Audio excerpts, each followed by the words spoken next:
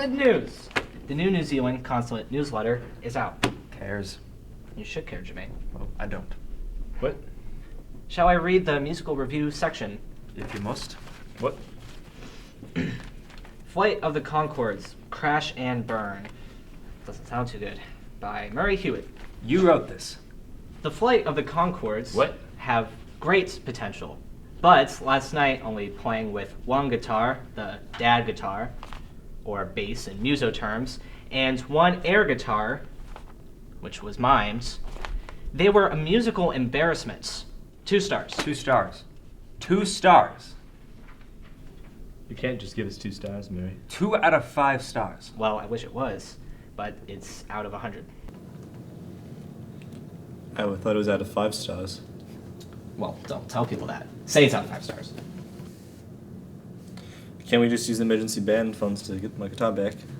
Well, that's actually tied up in an investment right now. Well, what's the investment? It's a friend of mine from Nigeria, Nigel Saladu. How'd you go to Nigeria? Well, I didn't actually go. That's the best bit. He just randomly sent me an internet letter with a business opportunity, and I went with it. In a few days' time, he'll return with my investment plus 1,000% interest and a share of his family's fortune. It's a scam. No, it is not a scam. Why would someone want to scam me, Jermaine? And on the internet service, one of the trusted things of today's society.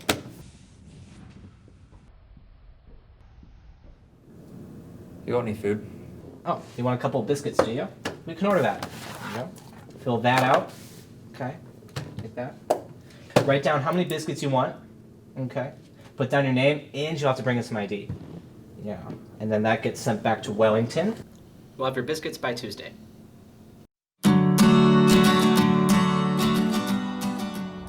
Okay. Listen to this review, guys. The Flight of the No Chords. It was hard to tell if the band was a band or a mime troupe. No stars. So that's what they're saying about you. That's what you're saying about us. You wrote it. Doesn't matter who wrote it, Jermaine. This is what people are reading. This is the written report on you that someone has written. Yeah, you. Maybe. It says by Mary Hewitt. Yeah, I know. It's got your picture there. Yes. You're a band with no instruments. How does it feel? Very good. No, not very good. Can you think of any successful musicians without any instruments? Mormon Tabernacle Choir, I can't. Boyz II Men, Bobby McFerrin, Pavarotti. Brett's right. There are none. No one else is doing it. The venue doesn't want you back until you have instruments. Is that what they said? Yep, so guess what I've done? I've written up a timeline for you. If you have a look over here to show us how long it's going to take to get the money to get your guitars back. It's a pretty big timeline. Yeah, well, I got the scale wrong at the start. It kind of got out of hand. Should have seen the first one I made, though. Yeah, it's an improvement, definitely. But basically, you should have your guitars back in about 14 years. 14 years. Yeah, and that's if you stop selling those straws, Brett. What about that band investment, Mr. Nigel Saladu? Yes, well...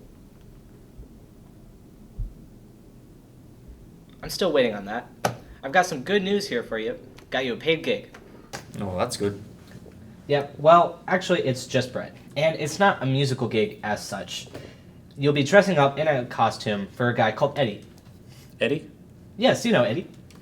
Yeah, my boss. Boss. Yep, well, he just called me up. We got all sorted.